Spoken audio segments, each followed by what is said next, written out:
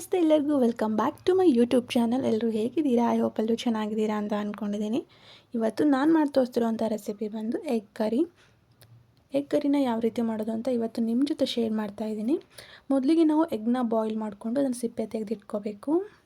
ನಂತರ ಒಂದು ತವಾ ಮೇಲೆ ಸ್ವಲ್ಪ ಎಣ್ಣೆ, ಉಪ್ಪು ಮತ್ತು ಅರಿಶಿಣ ಪುಡಿನ ಹಾಕಿಬಿಟ್ಟು ಸಿಪ್ಪೆ ತೆಗೆದಿರೋಂಥ ಎಗ್ನ ಈ ರೀತಿ ಹಾಕ್ಕೊಂಡು ಒಂದು 30 ಸೆಕೆಂಡ್ ಅಷ್ಟೇ ಫ್ರೈ ಮಾಡ್ಕೋಬೇಕು. ಒಂದ್ಸತಿ ಈ ರೀತಿ ಟ್ರೈ ಮಾಡಿ ನೋಡಿ, ಟೇಸ್ಟ್ ಅಂತೂ ಸೂಪರಾಗಿ ಬಂದಿರುತ್ತೆ. ಎಗ್ನೆಲ್ಲ ಈ ರೀತಿ ಹಾಕಿ ಒಂದು 30 ಸೆಕೆಂಡ್ ಅಷ್ಟು ಇದನ್ನು ಫ್ರೈ ಮಾಡ್ಕೊಳ್ಳಿ. ನೀವೇನಾದರೂ ನನ್ನ ಚಾನಲ್ನ ಸಬ್ಸ್ಕ್ರೈಬ್ ಮಾಡದೆ ಫಸ್ಟ್ ಟೈಮ್ ನೋಡ್ತಾ ಇದ್ದರೆ ದಯವಿಟ್ಟು ಸಬ್ಸ್ಕ್ರೈಬ್ ಮಾಡ್ಕೊಂಡು ನೋಡಿ. ಹಾಗೆ ಪಕ್ಕದಲ್ಲಿ ಕಾಣುವಂಥ ಬೆಲ್ ಐಕಾನ್ನ ಕ್ಲಿಕ್ ಮಾಡಿ, ಆಗ ನಾನು ಹಾಕೋ ವಿಡಿಯೋ ಫಸ್ಟ್ ನೋಟಿಫಿಕೇಷನ್ ನಿಮಗೆ ಬರುತ್ತೆ. ನೀವೇ ನನ್ನ ವಿಡಿಯೋನ ಮೊದಲಿಗೆ ನೋಡ್ಬೋದು. ಈಗ ಫ್ರೈ ಮಾಡಿಬಿಟ್ಟು ತಟ್ಟೆನಲ್ಲಿ ಎಗ್ನೆಲ್ಲ ತೆಗೆದಿಟ್ಕೊಂಬಿಡಿ. ನಂತರ ಈಗ ಇನ್ನೊಂದು ಪಾತ್ರೆಯಲ್ಲಿ ಎಣ್ಣೆನ ಹಾಕ್ಕೊಂಡು ಎಣ್ಣೆ ಬಿಸಿಯಾದ ನಂತರ ಈರುಳ್ಳಿನ ಈ ರೀತಿ ಉದ್ದಕ್ಕೆ ಕಟ್ ಮಾಡಿ ಹಾಕೋತಾ ಇದ್ದೀನಿ. ಜಾಸ್ತಿ ಈರುಳ್ಳಿನೇನು ಸೇರಿಸ್ತಾ ಇಲ್ಲ, ಒಂದು ಸ್ವಲ್ಪ ಈರುಳ್ಳಿನ ಹಾಕ್ಕೊಂಡು ಈರುಳ್ಳಿನ ಸ್ವಲ್ಪ ಫ್ರೈ ಮಾಡ್ಕೊಳ್ಳಿ. ಈರುಳ್ಳಿ ಸ್ವಲ್ಪ ಫ್ರೈ ಆದ ನಂತರ ಇದಕ್ಕೆ ಸಾಸಿವೆ ಹಾಗೆ ಸ್ವಲ್ಪ ಜೀರಿಗೆನೂ ಕೂಡ ಹಾಕ್ಕೊಳ್ಳಿ. ಸಾಸಿವೆ ಮತ್ತು ಜೀರಿಗೆ ಸ್ವಲ್ಪ ಚಟಪಟ ಅಂತ ಸಿಡಿಯೋಕ್ಕೆ ಸ್ಟಾರ್ಟ್ ಆದಮೇಲೆ ಇದಕ್ಕೆ ಕೊಬ್ಬರಿದು ಪೇಸ್ಟ್ ಸೇರಿಸ್ತಾ ಇದ್ದೀನಿ. ಅಂದರೆ ಹಸಿ ಕೊಬ್ಬರಿನ ಮೇಲ್ಗಡೆ ಇರೋ ಬ್ರೌನ್ ಕಲರ್ ಪಾರ್ಟ್ನ ರಿಮೂವ್ ಮಾಡಿಬಿಟ್ಟು ಉಳಿದಿರೋಂಥ ಕೊಬ್ಬರಿಗೆ ಮಿಕ್ಸಿ ಜಾರ್ನಲ್ಲಿ ಹಾಕಿ ಸ್ವಲ್ಪ ನೀರನ್ನು ಸೇರಿಸಿ ಈ ರೀತಿ ಪೇಸ್ಟ್ ಮಾಡ್ಕೊಳ್ಳಿ. ನಂತರ ಇದು ಟೊಮ್ಯಾಟೊ ಪೇಸ್ಟು, ಟೊಮ್ಯಾಟೊ, ಕೊತ್ತಂಬರಿ, ಜೀರಿಗೆ ಮತ್ತು ಶುಂಠಿ ಬೆಳ್ಳುಳ್ಳಿನ ಹಾಕಿ ಅದನ್ನು ಕೂಡ ಫೈನಾಗಿ ಪೇಸ್ಟ್ ಮಾಡಿಕೊಂಡು ಅವೆರಡೂ ಪೇಸ್ಟನ್ನು ಕೂಡ ಇದಕ್ಕೆ ಸೇರಿಸ್ಕೊಳ್ಳಿ. ಈ ರೀತಿ ಪೇಸ್ಟ್ ಹಾಕಿ ಮಾಡೋದ್ರಿಂದ ಎಗ್ ಕರಿ ಟೇಸ್ಟ್ ಅಂತೂ ಸೂಪರಾಗಿರುತ್ತೆ. ಒಂದ್ಸತಿ ನೀವು ಕೂಡ ಟ್ರೈ ಮಾಡಿ.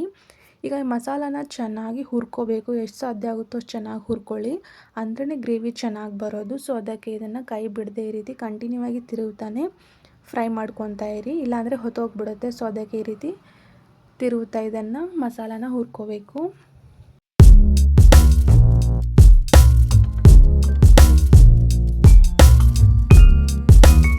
ಮಸಾಲ ಫ್ರೈ ಆಗಿದೆ ಅಂತ ಹೇಗೆ ತಿಳ್ಕೊಳ್ಳೋದಂದರೆ ಈ ರೀತಿ ಸ್ವಲ್ಪ ಎಣ್ಣೆ ಅಂಶ ಬಿಡ್ತಾ ಇದೆ ನೋಡಿ. ಈ ರೀತಿ ಎಣ್ಣೆ ಅಂಶ ಬಿಡ್ತಾ ಹೋದರೆ ಅದು ಮಸಾಲೆ ಫ್ರೈ ಆಗಿದೆ ಅಂತ ಅರ್ಥ. ನಂತರ ಇದಕ್ಕೆ ಒಂದು ಸ್ವಲ್ಪ ಅರಿಶಿಣ ಪುಡಿ ಹಾಗೆ ಧನಿಯಾ ಪೌಡರು, ಗರಂ ಮಸಾಲ ಮತ್ತು ಜೀರಿಗೆ ಪೌಡರು ಎಲ್ಲ ಮಸಾಲಾನ ಸೇರಿಸ್ಬಿಟ್ಟು ಮತ್ತು ಫ್ರೈ ಮಾಡ್ಕೋಬೇಕು. ಎಲ್ಲ ಮಸಾಲನೂ ಪೇಸ್ಟ್ ಜೊತೆ ಹೊಂದ್ಕೊಂಡು ಸ್ವಲ್ಪ ಎಣ್ಣೆ ಅಂಶನ ಬಿಡಬೇಕು, ಅಂದರೆ ಗ್ರೇವಿ ಚೆನ್ನಾಗಿ ಬರುತ್ತೆ.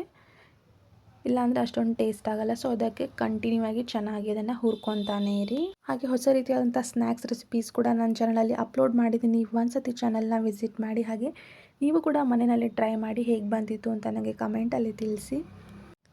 ಈ ರೀತಿ ಎಲ್ಲ ಮಸಾಲಾನ ಸೇರಿಸ್ಬಿಟ್ಟು ಮತ್ತೆ ಇದನ್ನು ಚೆನ್ನಾಗಿ ಹುರ್ಕೊಳ್ಳಿ. ಈ ರೀತಿ ಕೈ ಬಿಟ್ಟರೆ ಹೊತ್ಬಿಡುತ್ತೆ. ಸೊ ಅದಕ್ಕೆ ಕೈ ಬಿಡದೆ ನೀಟಾಗಿ ಹುರ್ಕೊತಾನೆ ಇರಿ. ಈಗ ನಂತರ ಇದಕ್ಕೆ ಸ್ವಲ್ಪ ಮಸಾಲೆ ಖಾರನೂ ಕೂಡ ಸೇರಿಸ್ತಾ ಇದ್ದೀನಿ. ನೀವು ಸ್ಪೈಸಿ ನೋಡ್ಕೊಂಡು ಹಾಕ್ಕೊಳ್ಳಿ. ಖಾರ ಜಾಸ್ತಿ ಬೇಕು ಅನ್ಸಿದ್ರೆ ಕ್ವಾಂಟಿಟಿನ ಜಾಸ್ತಿ ಮಾಡಿ, ಇಲ್ಲ ಅಂತಂದರೆ ಕಮ್ಮಿನೂ ಕೂಡ ಸೇರಿಸ್ಕೋಬೋದು. ಮಸಾಲ ಎಲ್ಲ ಹಾಕಿದ್ಮೇಲೆ ಇದನ್ನು ಮತ್ತೆ ಫ್ರೈ ಮಾಡ್ಕೊಳ್ಳಿ. ಎಲ್ಲ ಮಸಾಲನೂ ಪೇಸ್ಟ್ ಜೊತೆ ಚೆನ್ನಾಗಿ ಹೊಂದ್ಕೊಂಡು ಎಣ್ಣೆ ಅಂಶ ಬಿಡೋಕ್ಕೆ ಸ್ಟಾರ್ಟ್ ಆಗಬೇಕು, ಅಲ್ಲಿ ತನಕ ಇದನ್ನು ಫ್ರೈ ಮಾಡ್ತಾನೆ ಇರಿ. ನೀವು ಮಸಾಲಾನ ಎಷ್ಟು ಚೆನ್ನಾಗಿ ಫ್ರೈ ಮಾಡ್ತೀರೋ ಎಗ್ ಕರಿ ಅಷ್ಟು ಚೆನ್ನಾಗಿ ಬರುತ್ತೆ. ಒಂದ್ಸತಿ ಟ್ರೈ ಮಾಡಿ. ಈಗ ನಂತರ ಇದಕ್ಕೆ ಸ್ವಲ್ಪ ಉಪ್ಪನ್ನು ಸೇರಿಸ್ತಾ ಇದ್ದೀನಿ. ಉಪ್ಪನ್ನು ನೋಡ್ಕೊಂಡು ಹಾಕ್ಕೊಳ್ಳಿ, ಕಡಿಮೆ ಅನಿಸಿದ್ರೆ ಆಮೇಲೆ ಮತ್ತೆ ನಾವು ಗ್ರೇವಿನಲ್ಲಿ ಸೇರಿಸ್ಕೋಬೋದು. ಉಪ್ಪನ್ನು ಸೇರಿಸ್ಬಿಟ್ಟು ಮತ್ತೆ ಮಿಕ್ಸ್ ಮಾಡ್ಕೊಳ್ಳಿ. ನಂತರ ಈಗ ಇದಕ್ಕೆ ನಾನು ಸ್ವಲ್ಪ ನೀರನ್ನು ಕೂಡ ಸೇರಿಸ್ಕೊತಾ ಇದ್ದೀನಿ. ನೀರನ್ನು ನೀವು ನೋಡ್ಕೊಂಡು ಸೇರಿಸ್ಕೊಳ್ಳಿ. ಗ್ರೇವಿ ಜಾಸ್ತಿ ಬೇಕು ಅನಿಸಿದ್ರೆ ಚೂರು ಜಾಸ್ತಿ ಹಾಕ್ಕೊಳ್ಳಿ, ಇಲ್ಲಾಂದರೆ ಕಮ್ಮಿನೇ ಹಾಕ್ಕೊಳ್ಳಿ, ನಡೆಯುತ್ತೆ. ನೀರನ್ನು ಹಾಕಿಬಿಟ್ಟು ಮತ್ತೆ ಮಸಾಲಾನ ಮಿಕ್ಸ್ ಮಾಡ್ಕೊಳ್ಳಿ.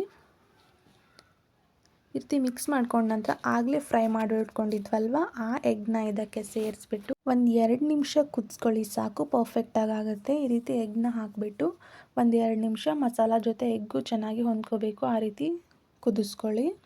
ಈಗ ಗ್ರೇವಿ ಕುದಿಯೋಕ್ಕೆ ಸ್ಟಾರ್ಟ್ ಆಗಿದೆ. ನಂತರ ಇದಕ್ಕೆ ಕೊನೆಯಲ್ಲಿ ಸ್ವಲ್ಪ ಕೊತ್ತಂಬರಿ ಸೊಪ್ಪನ್ನ ಉದುರಿಸ್ಬಿಟ್ಟು ಮಿಕ್ಸ್ ಮಾಡಿಕೊಂಡ್ರೆ ಆಯಿತು, ಎಗ್ ಕರಿ ರೆಡಿ ಆಗಿಬಿಡುತ್ತೆ.